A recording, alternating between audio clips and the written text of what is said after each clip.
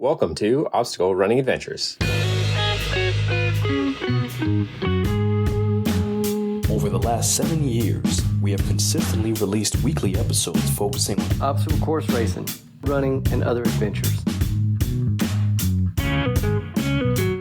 You'll hear interviews, event recaps, conversations about our sport, quick news updates about happenings in our community.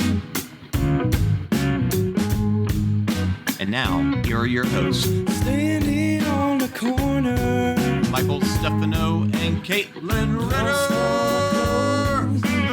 Hey guys, it's Michael Stefano. And Caitlin Ritter. And Mikey, how was your weekend? Pretty good. We spent Saturday with your brother and your brother's girlfriend. We went sailing. Yep. He knows how to sail, which is pretty impressive, in East Boston. It's pretty cool that my grandfather saw it, and then he sent a picture of himself rowing in that same thing when he was like 17 years old. What's that body of water called? The Charles River? I knew it before you said that. That's not quite the river. That was like the whole bay. The harbor? The harbor, Boston Harbor. Yes, thank you. Yep. And then we went to our favorite brewery. Down East, yeah. And Mike didn't have his driver's license. So what happened, Mikey? So you showed a marriage certificate, and they said, okay, you can go in, which was weird because there wasn't a picture of me or anything, but all right, I got in, and I got to try 2 Down East ciders that I had never heard of, and that's because one was like brand new, like they just released it today, and I got it early, which was nice. You got the tangerine. Yeah, and then the other one was guava passion fruit. Yeah, with like a little rim. What was that rim? Tejon. Something like that. It's going to bother me if I can't remember. I know I saw it in the store today, which was wild, because I've never heard of it in my life. Yeah. Tajin with lime. Tajin. It's like a spicy salt. And it was delicious. But you didn't come to hear about my rare drinking habits. Let's give a shout out to our sponsors. Mudgear, use code ADVENTURE for 15% off your next Mudgear purchase. And Caterpie, use code OCR Report 20 for 20% off your next Caterpie purchase. And we're going to shout out the $5+ Patreon supporters. I got a random update about something, and I hope it doesn't affect me, because it sounds like Apple is like trying to get a cut of Patreon money since they have an app of it, and I'm not going to let them touch my money, so we will see what that is all about.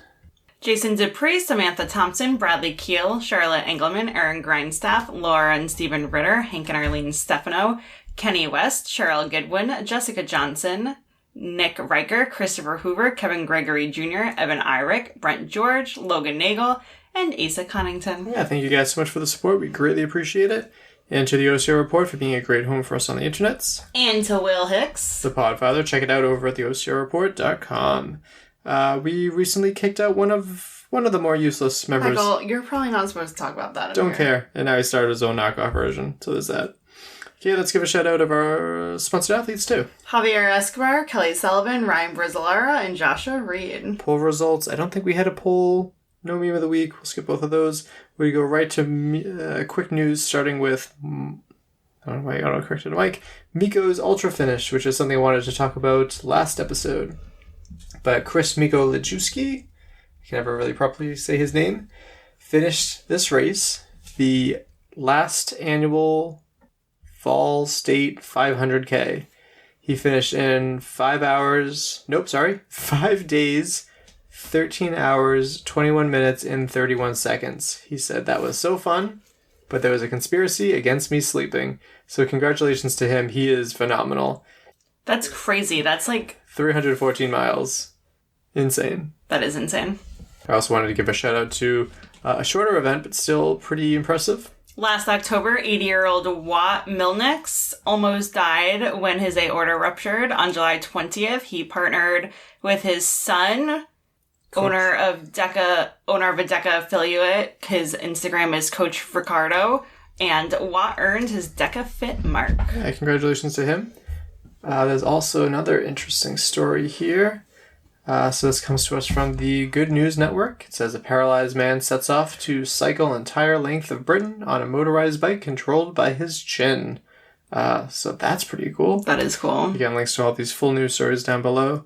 Also, this one's a little bit unfortunate. I had to go to Facebook on this one because there was no news at all on Instagram.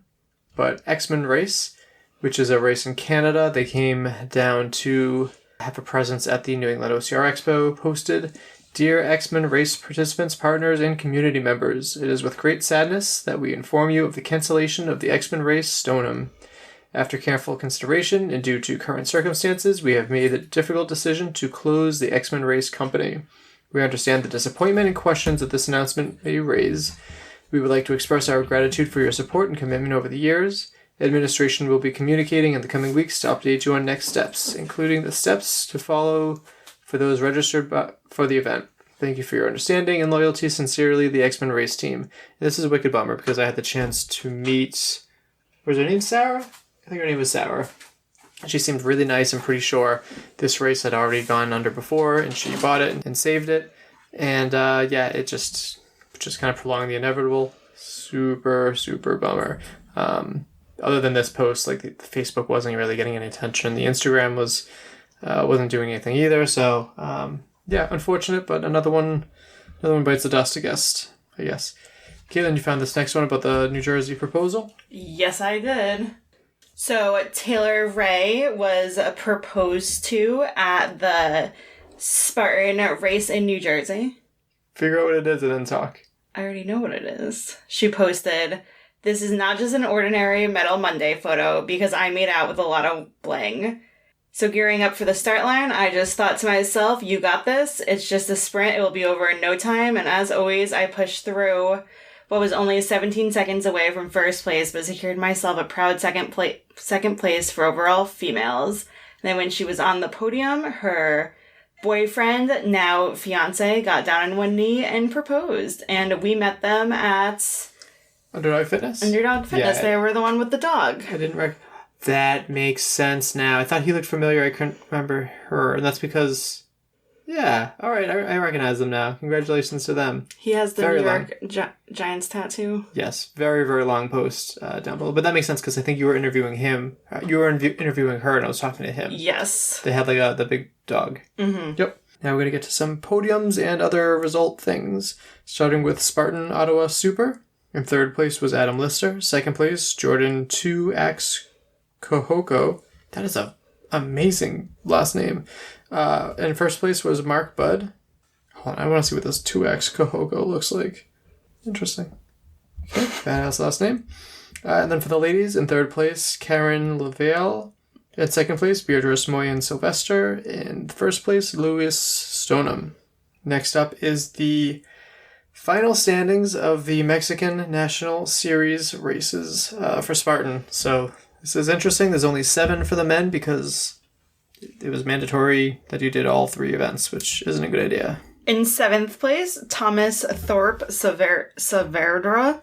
In 6th place, Daniel Mendez. In 5th place, Leonardo Bobadilla Valdez.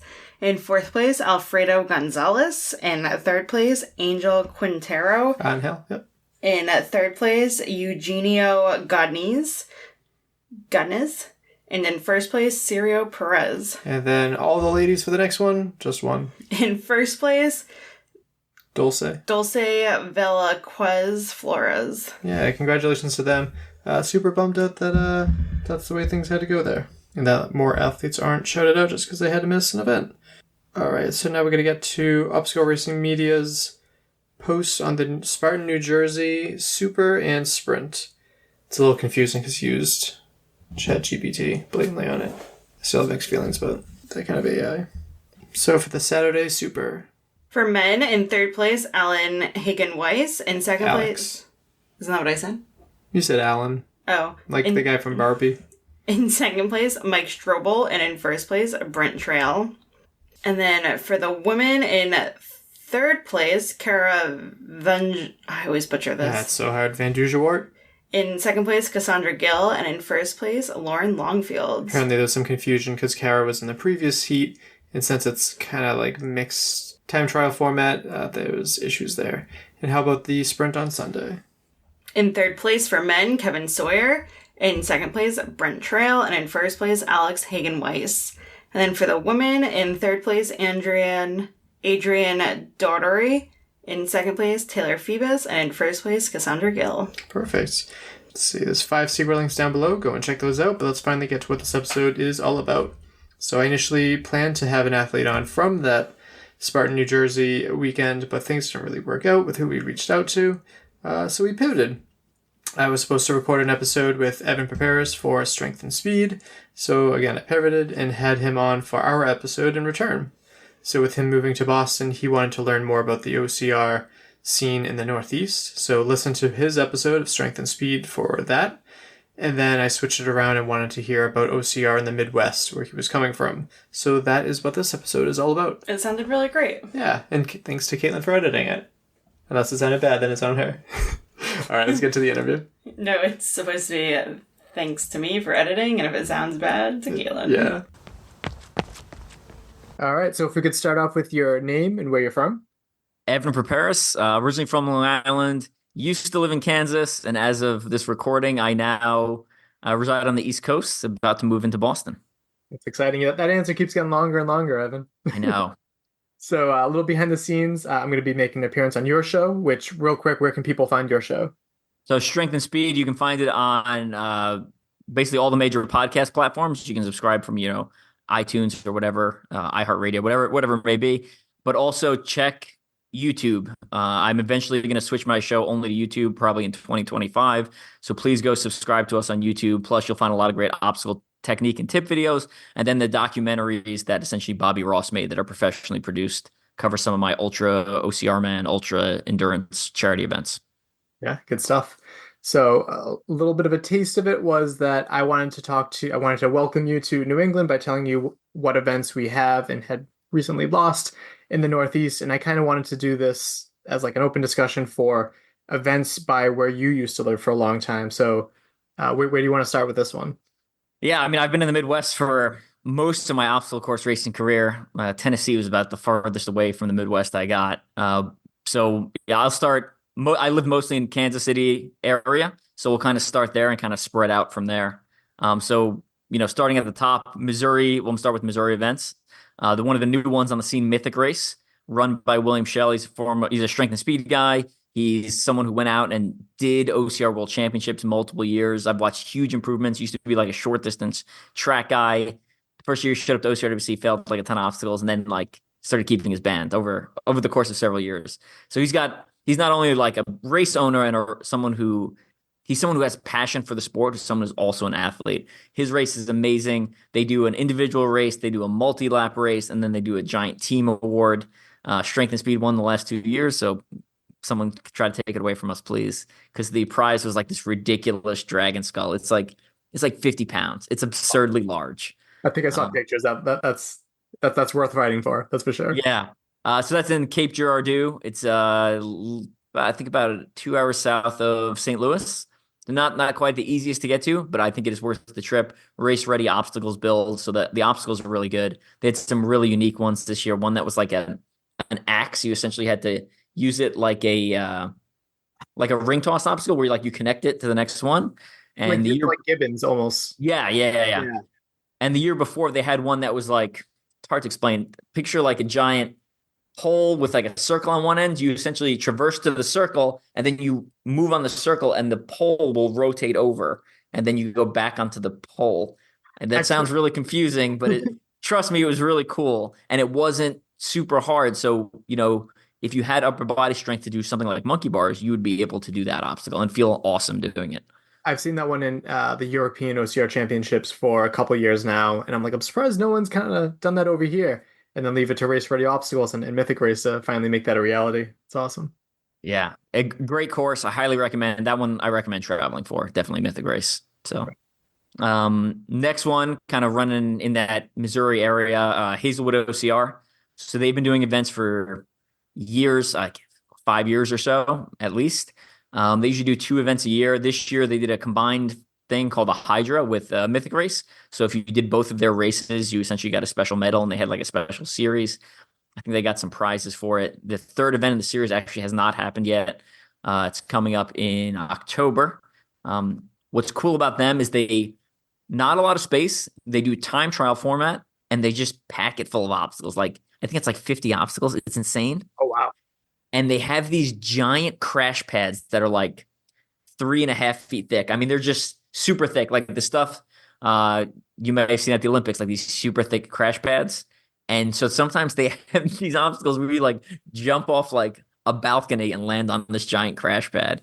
It is pretty awesome. Some of their obstacles aren't, I would say, as refined, like so it's not race ready quality, but the density and the quantity of it and the fact that it's in a time trial format means you need to push hard the entire time.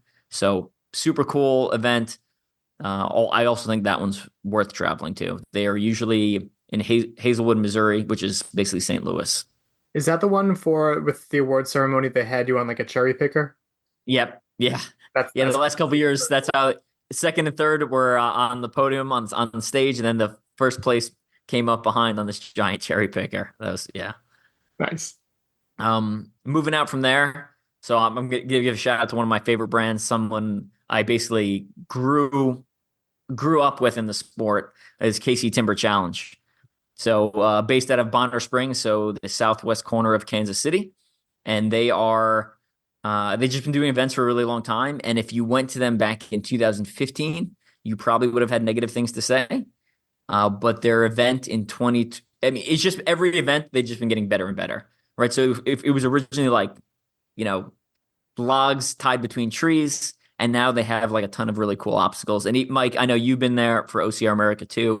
Yeah. It's gotten better since then. Like they added this Tarzan swing. They changed one of their rigs. It now is much more refined. It has like aluminum trussing and different holds.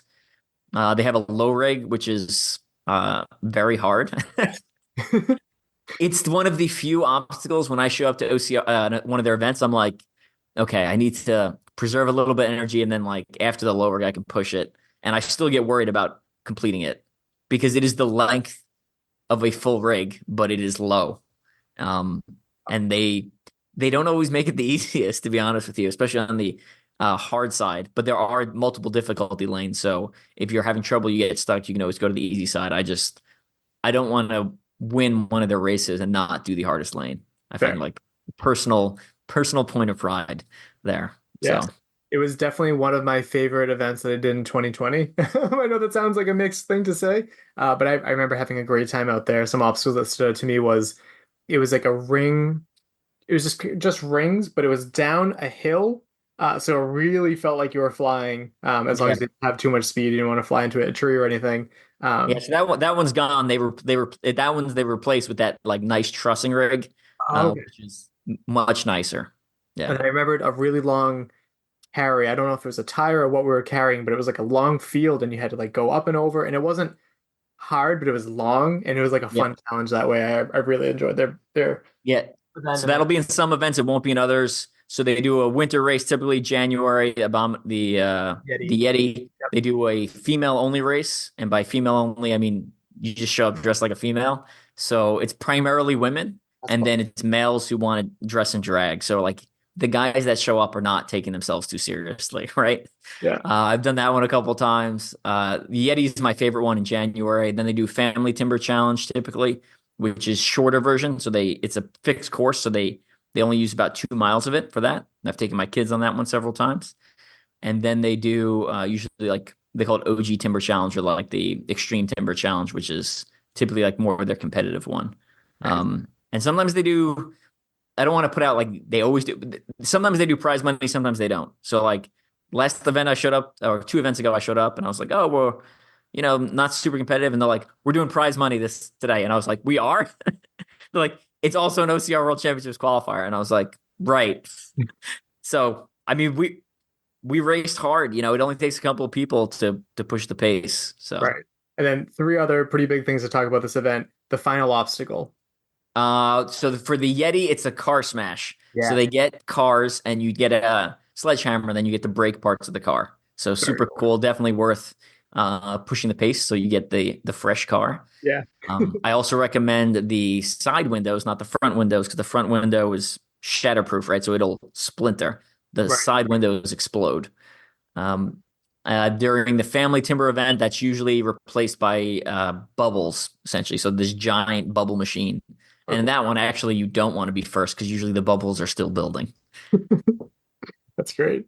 And then is it still... A special shout also there? I got to shout out Brad, their MC. he says like the nicest things about me. Every time I come across the line, I like blush because he's too nice to me. And then Jen, the owner, is also super cool. Again, she supported a bunch of my events and been supporting the sport for, forever. That's another thing I wanted to say too, is that there's not a lot of women race directors out there. We were talking about Lynn Hall for the episode we recorded for yours for Boulder Dash, but Jen Scott is another really awesome race director out there. So I thought that was awesome. And then one more cool thing about the venue, it's like a zipline course too. Yep. So they also do a high adventure zip line. So you can go there. The permanent course is specific weekends, but you can also do private tours of the course. So if you want to have like a birthday party there, you can do that. They do a high adventure zip line, which I've done before with my mom. It's a cool event. Just like you clip in and you go from tower to tower, and essentially you don't touch the ground for like an hour. It's pretty cool because you go from little tower to tower throughout the course.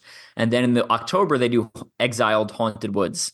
So it's a haunted woods experience. You wander through parts of the course and people try to scare the poop out of you there. Yeah. Awesome. So highly recommend that one, it seems like. What else do you guys got out there? All right. So I'm going to jump more into Kansas now. So the first one I want to actually just was this past weekend. It's called The Siege. It's a smaller course out in Garden City, Kansas, kind of like the middle of Kansas. Not much out there. We used to drive through Dodge City on the way there. They have like an old West reenactment town. But The Siege is basically a JROTC course that they do an obstacle course race on. So the obstacles are actually really high quality because they're permanent obstacles. They're there all the time. So they're good, really good quality obstacles. A little bit of a smaller event. The reason I would say it's worth traveling to is it's multiple events in one day. So you can do individual event, you can do a team event, and then you can, if you have kids, they can do a kids event, right? So you can do 3 events in one single day. And the team event format changes. Sometimes they just take the top 4. They just take all of your times individually. Other times it's like, oh, you got to stay as a group. But it's good. Thomas Plush is one of my teammates from the Muddy Year Hannibal Race Pro team, has won it, I think, every year. Oh, cool. I unfortunately have not given him quite the run for money that I normally do, because it's usually like a week after an ultra, and I just show up. I just show up like trash.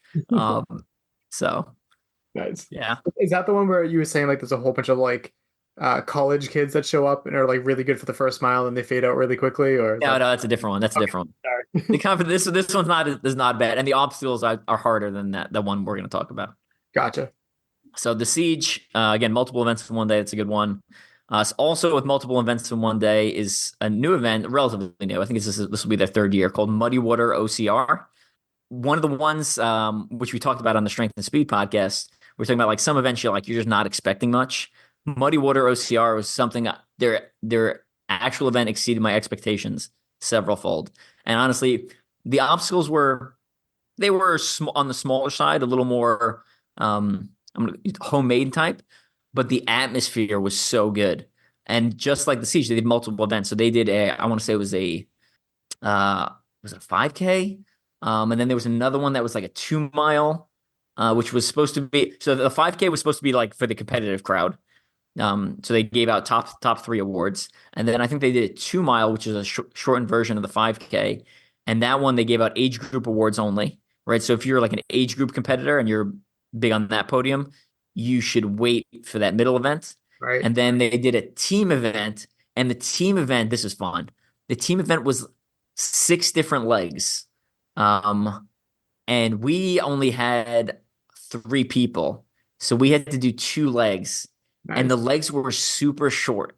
So, I mean, it was, I don't think my heart rate has ever been that high for such a short, because we were running so hard. And me, Thomas Plush, and JC Massey, one of the Midwest guys, went out there. And we're on JC is, I think, 40, he's low 40s, so like maybe 44.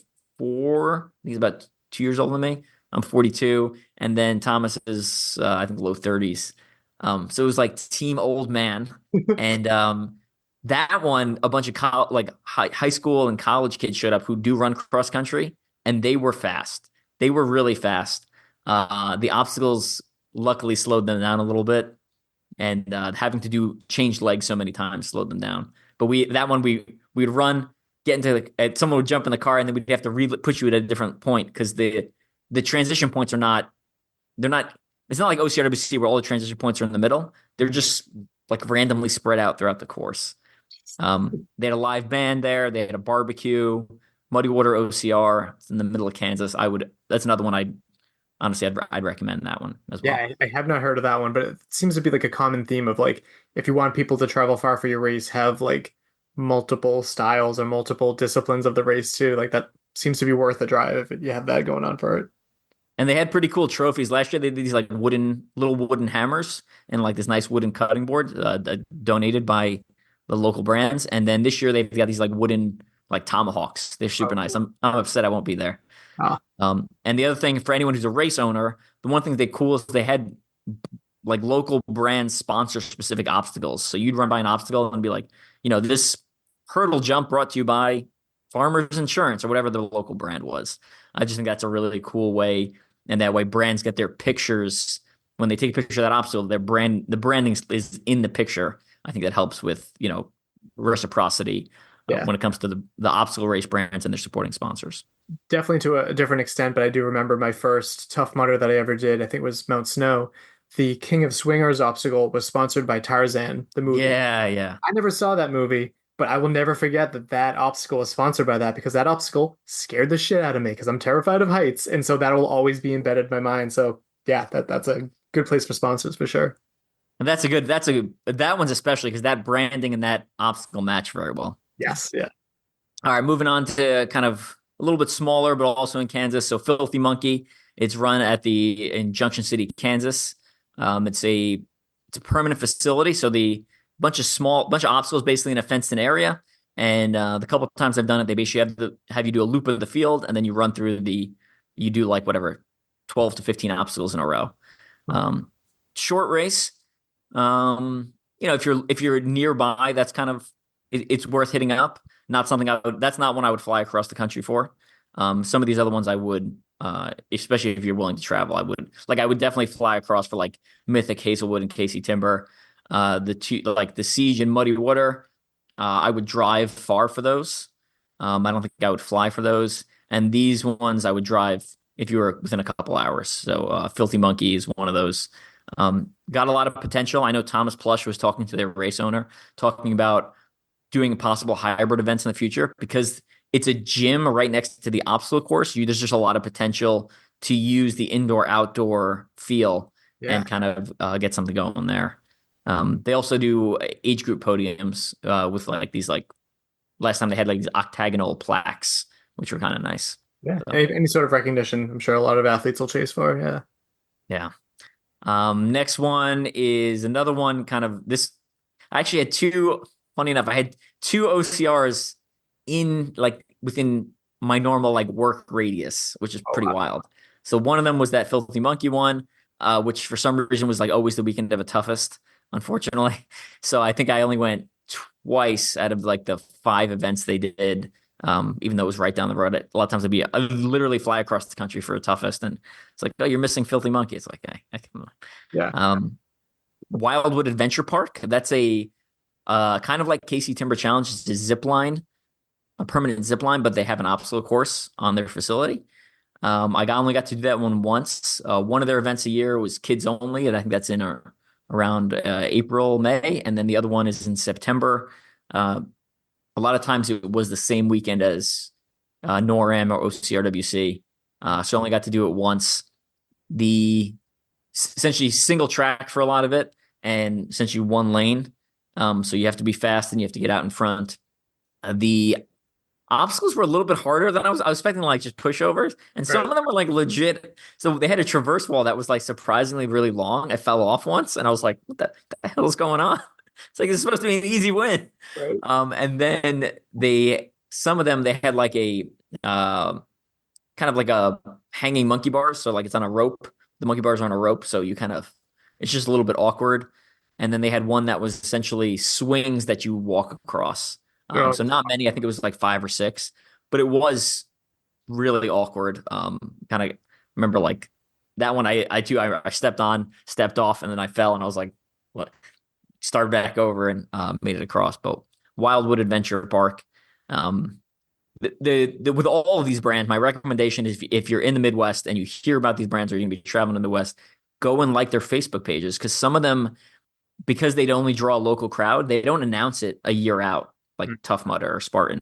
Right. So it's like Muddy Water, I think, is in a month, and they announced it like a month or two ago, right? So if you're not following their page already, you will miss it 100%. Yeah, that's good advice. Another one, Wichita Gladiator Dash. This is the one you asked me about, where like the super fast cross country kids. Yes. Okay. It is. They've been using, from what I've seen, it's basically the same. They use the same course every year, like their tried and true method. It's in Wichita, so you're not driving out into the middle of nowhere. It's in like a park, so it's pretty flat. It's pretty fast. A lot of cross country kids show up. I think I was, after a mile, I was in like 10th place or something, and I had to work my way back up to the podium, and it was not easy. And if it was just pure running, I would have gotten blown away. But even the relatively easy obstacles, there was one monkey bars. That's like the only failable thing. Everything else, basically like over unders. They use a couple of dumpsters as actually walls. So you climb into the dumpster, run across the dumpster, climb out, and then repeat. They used flatbed trucks as obstacles, right? So the flatbed trucks back up. You run up, climb, get on the flatbed, run across it, get down. So I thought that was another cool thing. Like, hey, maybe building walls is not in on our budget this year. Maybe we don't have that. I think using stuff like that that's already existing, that maybe a sponsor can donate or someone can sponsor, I think is like a really cool option for brands that are looking to put on events. Yeah, no, I do remember back in like 2014, I think Fit Challenge had a dumpster obstacle, and it had like whatever the dumpster, like I think it was like Dooley or something. Like, okay, that's great advertisement for them. Yeah. I know Thomas Plush, again, he races basically local Midwest primarily. Awesome. He went there this year and he got blown out of the water. He's because he's won it before. And he showed up this year and he's like, they were just too fast. He's like, and the obstacles were too easy. So right. Just set expectations appropriately. Another one I actually forgot to write on my list was Muddy Hutch. It's kind of another one of those. It's in Hutchinson, Kansas. I have not done it. Thomas Plush has done it. It's another like blink and you'll miss it type of event. It's small, another one of the ones I would, if I was local, it's in a couple hours drive, I would head over there and check it out. Not something I would fly across the country for, though. Gotcha. Speaking of flying across the country, arguably the biggest brand in the Midwest, Conquer the Gauntlet. Right. Final event is first weekend in September. I believe the same weekend as Boulder Dash. It's a bummer. Okay. Yeah. Yeah. Which is also their final event. Yes. No, but Conquer the Gauntlet, I think we're on year 12 for them, if I remember correctly. Their final event will be in September. 100% worth traveling to. Last chance to take on Pegatron. I think Pegatron is the hardest obstacle in the sport of obstacle course racing. Can you make rigs harder? I think you can. But as like a standard obstacle, like if I take all the rigs and clump them into one category, you'll get a mix, right? Right. But Pegatron is Pegatron, and it is very high in the difficulty level. Yeah. And it was, if you've done it pre 2021, it was easier than it is in 22, 23, 24.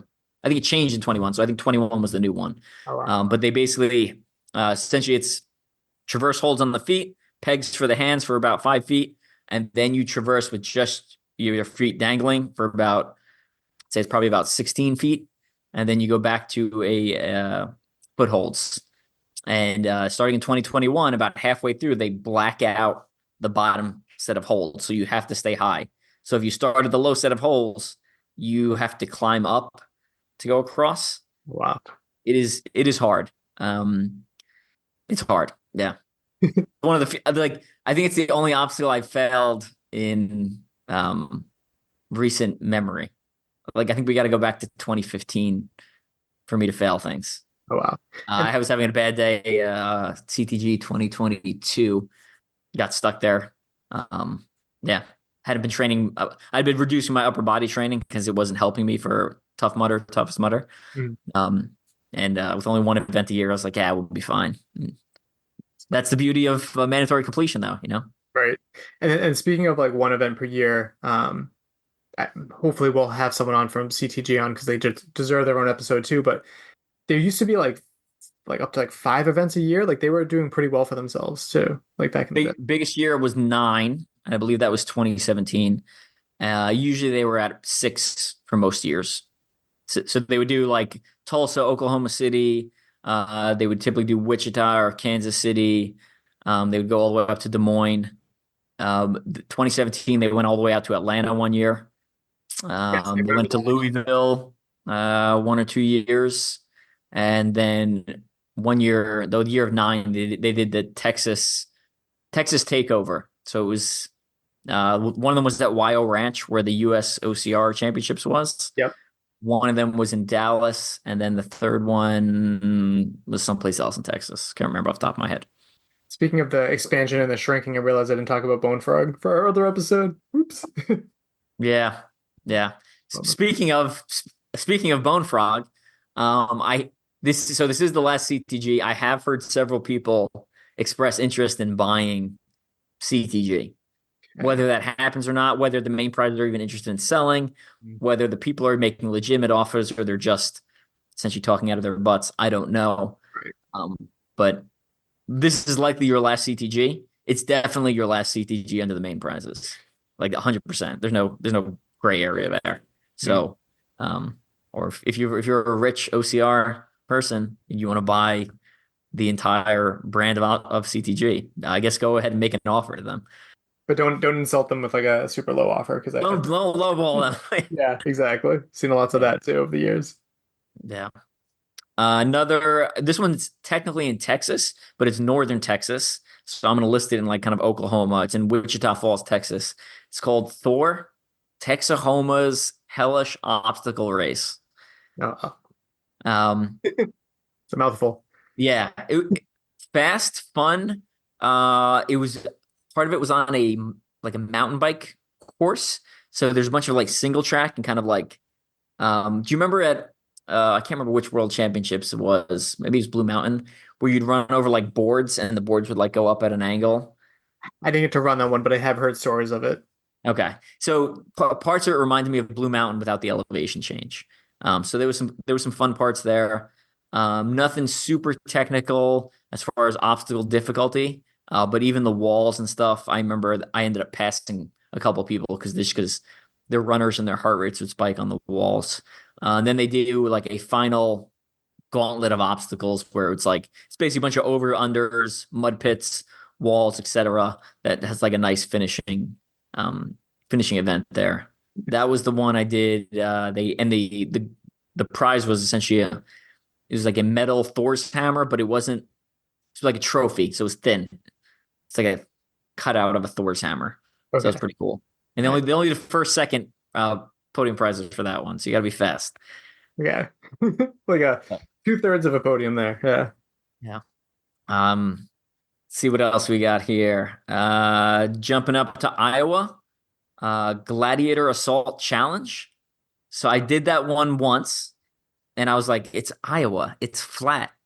And check my the map the night before, and it's on a ski mountain. I didn't even know Iowa had ski mountains. No, I did not know. I was unhappy. I still went out there. Speaking of, that's the one where the year I did it, I think they changed it to awarding 3 deep. They only did podium prizes 2 deep. They did kind of like a wooden sword, which was a cool podium prize. Not super hard obstacles. So it's a lot of walls. I think the hardest one was like a Tyrolean traverse, mud pits, some carries, some cargo nets, stuff like that. It is on a mountain, but it's an Iowa mountain. So it's not a Northeast mountain. Yeah. You'll be fine. If anyone's kind of in the Midwest, it's like, oh, I don't know about that. And I want to say we started at the top of the mountain to give you an idea of how big. To get to the start line, you had to schlep up the mountain. Oh.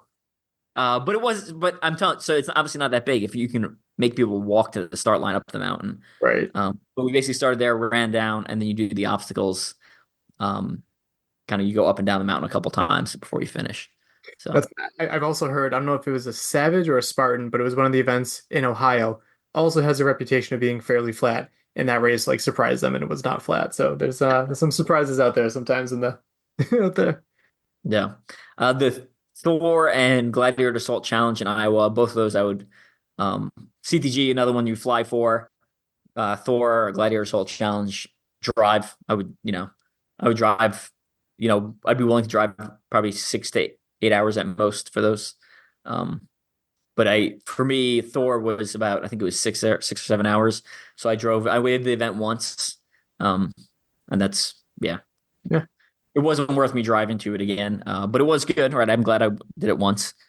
Let's see what else we got here. We're starting to get Frontline. We're starting to get a little bit east. So into Illinois, Frontline OCR. So the famous one with the weighted vests. They have a weighted vest division called Special Forces, which I inappropriately have not done, despite that being my job title.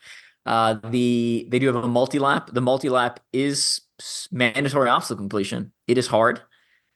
And they do non-competitive, so no weight vest one as well. So you have a couple different options there. The mandatory obstacle completion for the multi-lap, I got stuck there and went from, I think, second to fourth at that race. They have an obstacle called the Kraken, which is basically, it's a rig that turns into, it's like a twister from Spartan, but instead of those handholds, it's like nunchucks sticking out of it. Okay. I think Bone Frog had an obstacle like that too, like get to the chopper where it was like helicopter blades kind of. But that one's helicopter blades like by itself. This one looks like the twister obstacle. So it's like a long pole and there's essentially pipes sticking out of the pole. So it kind of looks like a tree if you stripped off all the branches and kept like the edges of the branches on. That's how I would describe it. There's a bunch of guys from Flatliners OCR, one of the teams out there. The Flatliners, their Heart Fitness at their gym has one of those. So that team typically does well. Nice. I think that's Ryan Hart over there, I think, right? Yeah. He seems like a good guy. I've talked to him a few times. And I think when you finish the elite heat, like you get to keep the weighted vest, I think, right? Yeah. At Frontline, you get to keep the weighted vest, which is super cool because those are like, $200 probably. Right. They're expensive. They don't give away as many. So they, they can charge, they probably actually undercharge in my opinion for Frontline. So. And especially shout out to the women. I think it's Aaliyah Emis is like the only one that's finished that. Like sometimes there's no finishers, and if there is, I think sometimes it's her, which is pretty impressive. I don't know if she's the only one, but I know she's got a pretty good stranglehold on that top spot over there. Yeah, that sounds like a tough one for sure. One of the ones I actually forgot to write down, but because it's brand new, is Midwest OCR. Yeah.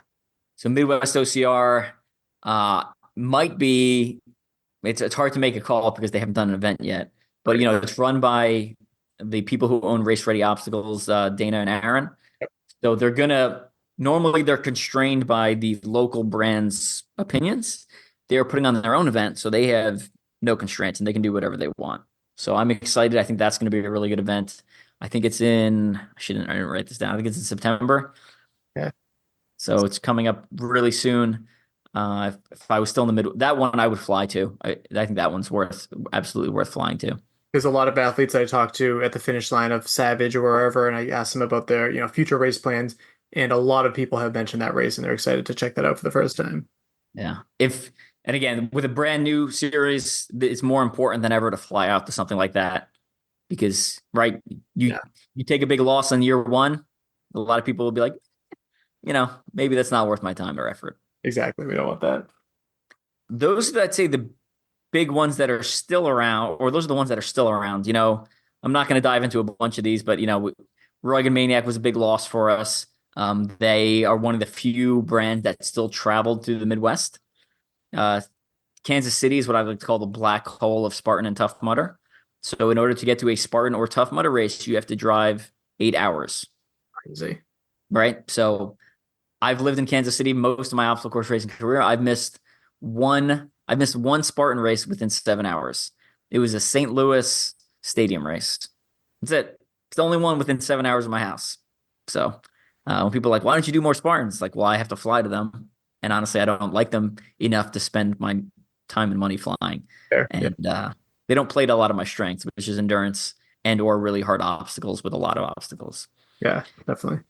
Obviously lost Warrior Dash a couple years ago. That was a big hit. We go way back. We lost Atlas Race. Yep. Battle Frog, obviously. People still complain. People are still emotionally distraught about that. Yep.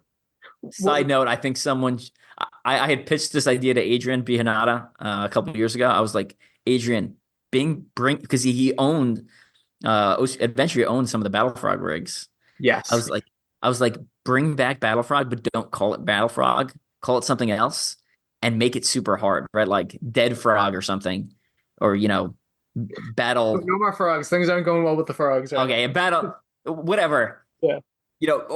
Back from the grave or something like that, and make it Battle Frog, but don't use the Battle Frog name, but use all the Battle Frog obstacles, because that's not proprietary, right? And then you can make the rig super hard, and you can go nuts there. That's pretty cool. One thing I didn't mention about Obstacle Wonderland, and also all the more reason to listen to both episodes so you get more of this concept. We're recording this back to back, so yeah.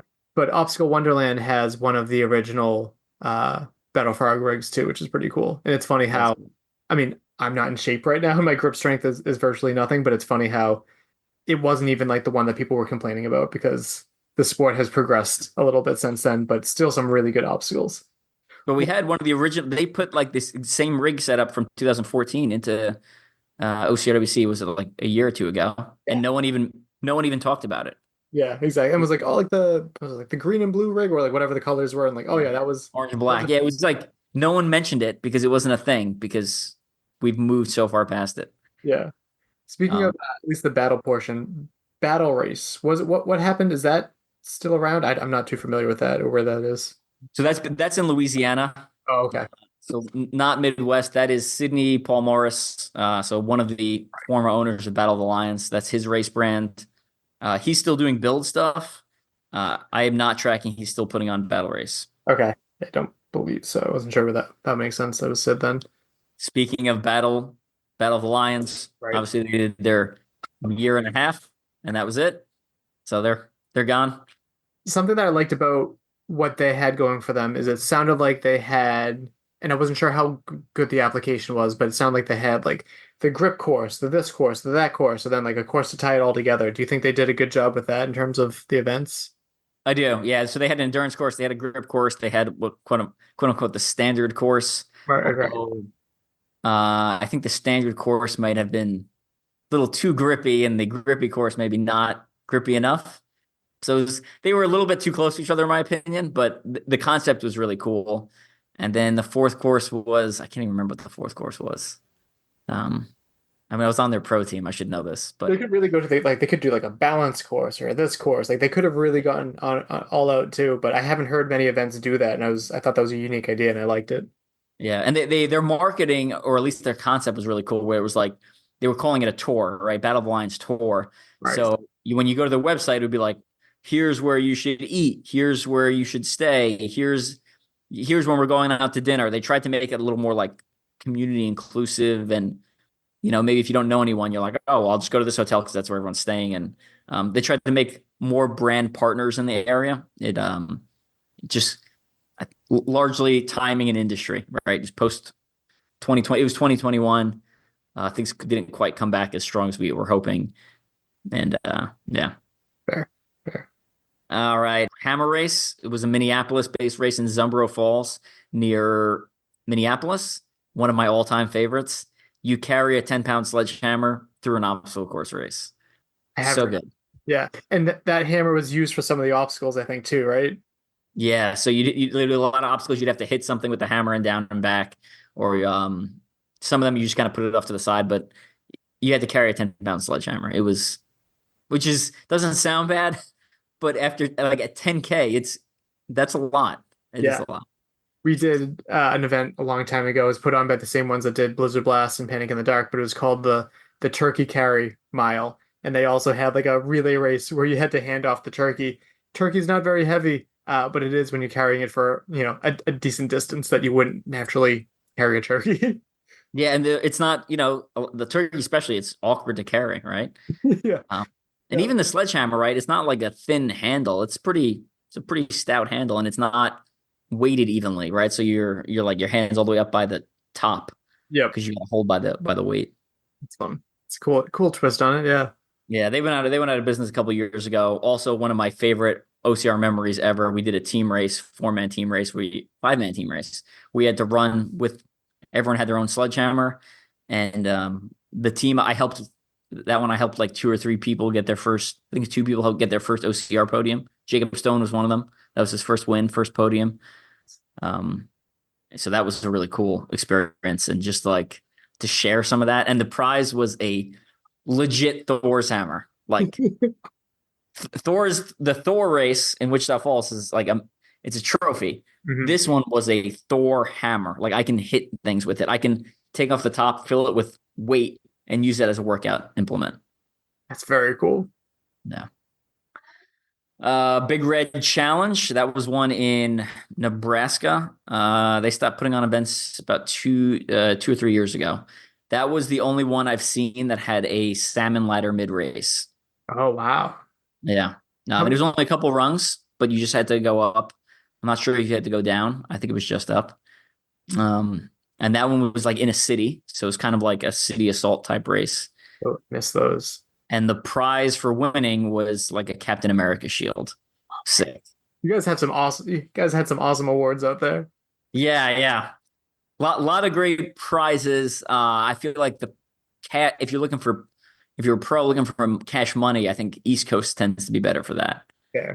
But like tchotchkes and trophies, Midwest. Yeah. Lots of swords and all that. For Yeah. the salmon ladder, did they at least have like multiple lanes? Like how did that work for the first wave?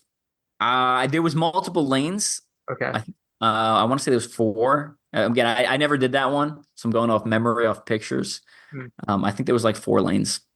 That's pretty awesome. Speaking of prizes, Dirt Runner, permanent course just south of Chicago. It's where Battle Frog Chicago was. It's also where Spartan was. Wait, like 2012, Oh, wow. 13. Permanent course. I think that's actually where Midwest OCR is doing their event. Oh, cool. It's formerly a motocross track. Dirt Runner, run by Taki, Greek American there. You get a cool mix of events, including a 24-hour course. He had a 6-hour course, and then like a fast course. One of the things that made that one hard, especially the main field, was just like obstacles. It was just like a gauntlet of obstacles, and not like the gauntlet obstacles like I described in some of the other races. This was like 25 obstacles in a field, and some of them were hard.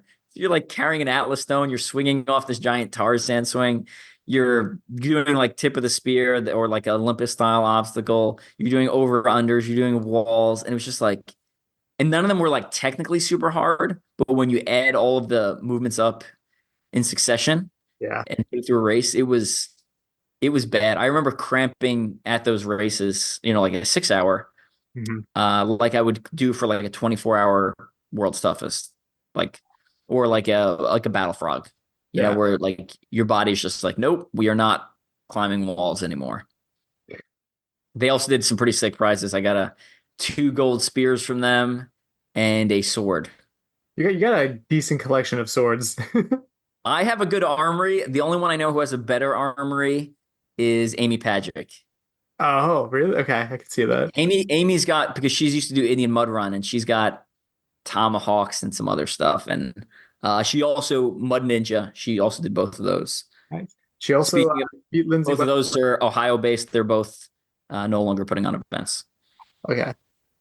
Although if we're counting axes, I don't count Savage axes because most of those are affixed to a board. Then several people beat us, including Jamie Harianopoulos, my teammate, who's got like, I don't know, 15 axes. It's something absurd. Yeah. She won like 8 in 1 year. It's like the most insane.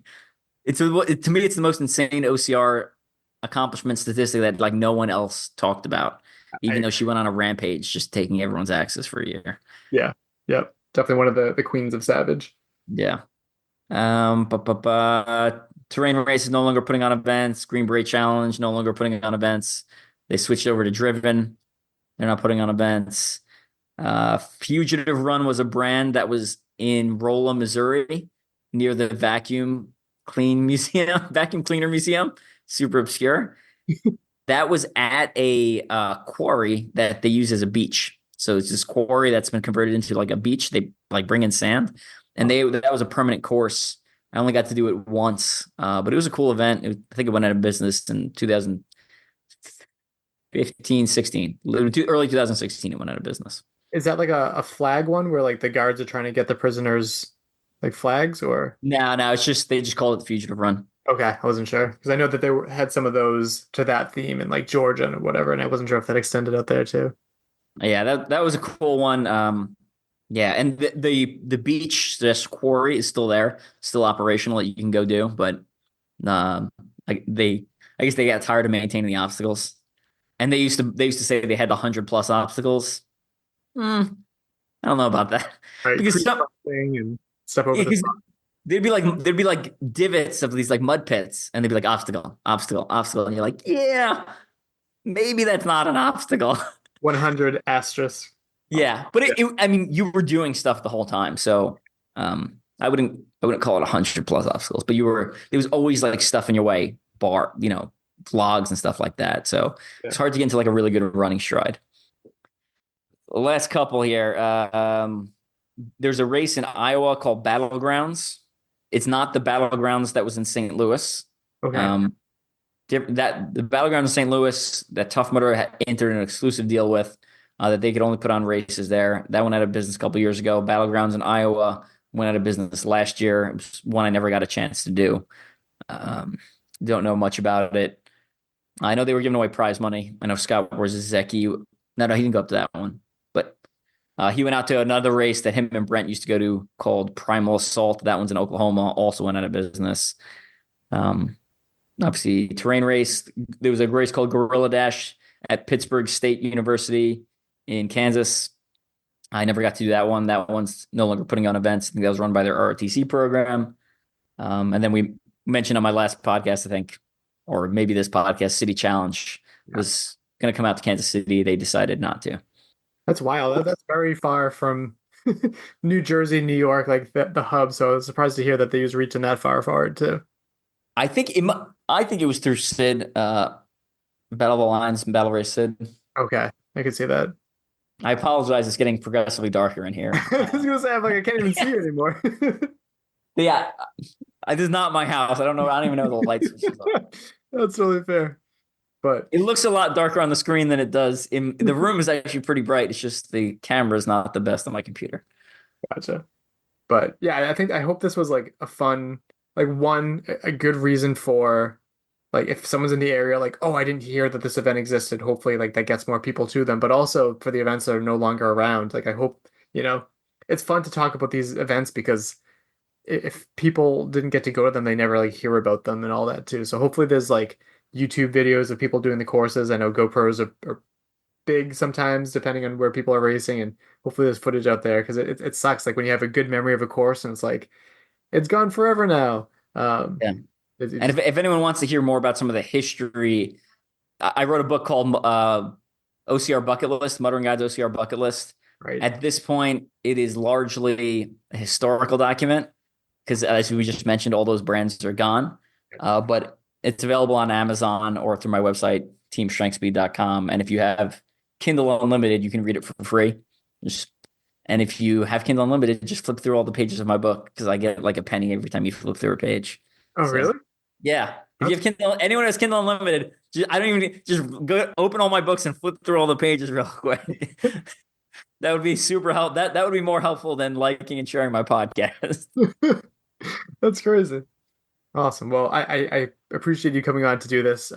Also, we talked about World's Toughest Motor and all that in the previous episode that we recorded. Where can people go if they need some bleg mitts, just in case it happens to be colder than they expect in Florida? Because who knows what's going to happen. It will be colder than expected in Florida. And I even saw people were talking about toughest Chicago, and they're like, oh, it shouldn't be that cold. And I was like, man, don't be telling people that. Tell people it's going to be freezing, because the last Midwest event, it was Minneapolis, I think, and people were like, oh, it's not going to be too bad. And people drop out because of cold every single toughest, because when it's 65 and you're wet and you're walking, yep, it's always cold, right? Worst case scenario, you have the bleg mitts and it's warm, you take them off. You leave them in your bag. I bring them with me every event, and I don't use them, right? all the time. So teamstrengthspeed.com, you can order the blade mitts there. I have all the sizes, pretty good supply. Large lights, I am very low on. I think I've got like 5 pairs left. So if you want that combo pack, I would order that as soon as possible. Awesome. But all the other sizes, I got a pretty good stockpile. And then in addition to the OCR bucket list, I know there's a lot of other books that you've read too. Where can people find those as well? So teamstrengthspeed.com or ultraocrman.com, they both bring you to the same website. You can also, they're all available on Amazon. I got 8 OCR related books. My best selling one, and I think the most valuable one, is the new Strength and Speed's Guide to Elite Obstacle Course Racing. Is an updated version of my first book that I wrote in 2016. Got 50 more podiums. Updated the book. It has multiple training plans. By far the best selling book I've written. A close second is the Ultra OCR Bible. Yep. So I still think I have the only book on competitive obstacle course racing and the only book on ultra distance obstacle course racing. And then not anymore. I used to have the only biography about obstacle course racing, which is Ultra OCR Man. But there are now other biographies written. I think I'm the only, maybe not the only. I think I might be the only elite with the book. Question mark. That's fair. That's maybe my claim. Yeah, because I can only think of like a handful of people in general. I know that we recently had on Gwendolyn Bounds, who just released a book. I know she worked for like the New York Post or something crazy. So it's good that there's more books out there. Again, if you want books and attention for the sport, buy the books for the sport too. So, correction, Trevor Psycho's just released a book called Dear Grandma Rose. It is not about obstacle course racing. It's about his U.S. Marine Corps service. I'm going to bring him on my podcast at some point, talk to him about that. But I just started it. Interesting. I really find it interesting to see what he was like early, right? I know Trevor is the ultra endurance world's toughest mudder champion, and here he is, like essentially in his youth being a degenerate, and then being like, I guess I'll join the Marine Corps because I got nothing else going on. I only recently heard about that book, and I'm very interested in hearing more about that, and then buying it and then adding it to my library. Even though it's OCR adjacent, as you said too, but I want to support him. That's awesome. Yeah. So I haven't gotten to right now. I'm just in the part where he's like going through joining the military. I haven't gotten to the part where he's actually. I think the back half of the book is like letters to his grandma from deployment while things are going on. So awesome. Should be interesting. And then where can people find you and your show? Plug it one more time too. So Strength and Speed OCR, all the major podcast platforms. Again, please subscribe to YouTube 2025. I'm going to switch over to YouTube. I was putting out 2 episodes a month for most of the life of the podcast. Kind of switched to 1 episode. I'm going to try to get back up to 2. We'll see. And then you can also check me out on, I have another podcast called Tiga Tactics Podcast. It is more self-protection, self-defense, martial arts focused. So anyone who follows my Instagram, which is Ultra OCR Man, you will see I have started shifting some of my content towards martial arts, self-protection stuff. So I've got 1 foot in the OCR world, 1 foot in that world now. And it's while I am like super interested in that, I also think it helps spread the sport, because I was just at a event last week called Dragon Fest in California. It was like a martial arts convention. Yep. Met someone who saw my bio at the table and was like, "What do you know about wearables? Like the monitors that check on like lactate threshold and your blood glucose." Mm-hmm. And I ended up doing a Zoom call with him this week because of my obstacle course racing background, not because of my martial arts background. Yeah. But when you accomplish a bunch in one sport and then go to something else, it helps draw attention back to where you came from. So that's part of my. Yeah, as I hit my 100th podium in May, and I've kind of started transitioning. I'm still going to do a little bit of racing, but I've started transitioning away. Part of my plan is also to, draw attention back to the sport through the other avenues I'm pursuing. Yeah, well, there's definitely a decent amount of events that you can check out here while you're over here. And again, listen to your episode of Strength and Speed to hear more about that. But Evan, thanks as always for taking the time to come on, and looking forward to hopefully seeing you in person sometime soon. Thanks, Mike. It's great seeing you. We'll see you soon. Welcome back. Thank you to Evan Perperis for having me on the show yet again, and for letting me have you on my show again. How come people never ask me to go on their shows? I have insight. I have lots to say. Yeah, I don't feel like you don't have a hand on the pulse of the OCR community. Although you did do pretty well. About other things. Yeah, but this is like what? I don't know. Whatever What do you have to offer? I don't know. I guess nothing. I've spent years crafting my expertise in the sport, and I am the guy in the Northeast, so there is that. Forgot where I was going with that, but... It sounded like you were going to say something nice to me. Ice cream. You started to say you did well with... The Brain Freezer 5K, maybe? That was like 5 years ago. Yeah. For related episodes, you can go back... Evan's been on so many episodes, but for the main ones where he was like the main guest, which I think he might be on the most episodes where it's like just on him. But let's see, episode 159 is OCR America 2, When Hell Freezes Over with Evan Perperis. That's when he was talking about his plans for that event. Episode 161 was OCR America 2, Uncut Audio Days 1 through 7. That's when I hosted his show, Strength and Speed, for the week, and then I took all of the uncut interviews and all of that stuff and used it for my episode, which was a lot of fun. And then episode 162 was OCR America 2, Uncut Audio Day 8. Then fast forwarding to 217, OCR Mill 21,000 Feet and American Ninja Warrior with Evan Perperis. Episode 265 was Casey Timber Challenge's Yeti 5K with Thomas Plush, because he was mentioned in this one too. Episode 283 was OCR Everest on Endurance and More with Evan Perperis. 385 was Evan Perperis on Toughest Mudder Philly, 100 OCR Podiums, and What Is Next. Would you kindly check those episodes out? Subscribe and follow wherever you get your podcasts. We are Obstacle Running Adventures, and we are on all of the podcast players, probably. Yeah, you can leave a review. That's a little helpful. More than anything, though, if you could share the show with a friend, that is how we get more downloads, we get more people listening, and it is worth all the time and effort I put into the show. I'd appreciate that. We put into the show. Yes. Follow us on social media. We are on Instagram, Facebook, and Threads. At this point, we're on Threads in the same way that we're on X, which is very barely. No, we're not just a on thread. X. Huh? I deleted X. Oh, I did too? Yep.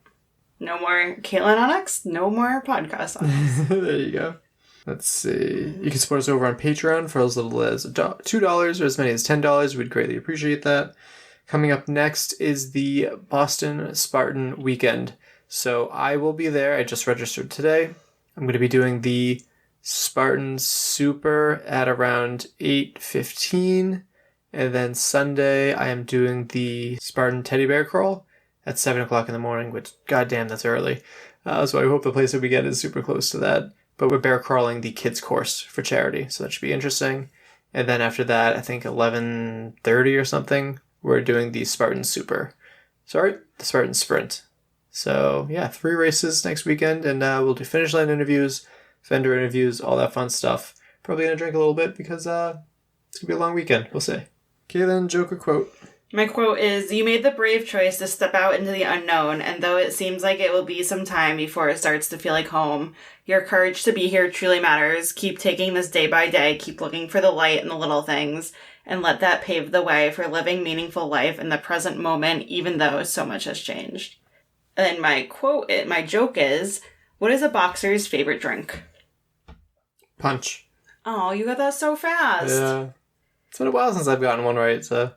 Perfect. All right, well, that just about wraps it up. My name is Michael Stefano. And my name is Caitlin Ritter. We'll talk to you next weekend. Bye. Thank you for listening. If you enjoyed this episode, please be sure to subscribe to our show and write us a review on your favorite podcast app. You can also follow us on Instagram and Facebook and connect with us there. Most importantly, we would appreciate it if you shared an episode with a friend so we can reach more ears. Then continue to effectively shine a light on the people in our sport, as well as the events that we are so passionate about.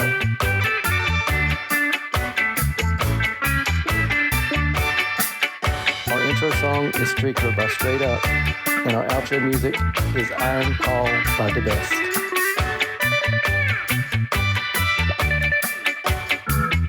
All right, yeah. So basically, kind of hoping to do what I did for your show, but basically love to the I was gonna say the Middle East god. Perfect. Yep.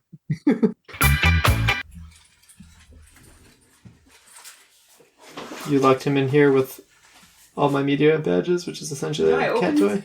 I opened the door for him, and then he shut it on himself. Can't keep doing that in the bean surprise. Welcome back.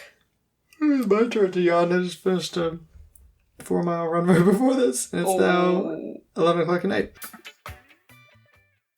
I almost forgot my name. Yeah, alright, time to sleep. For you. Thank you.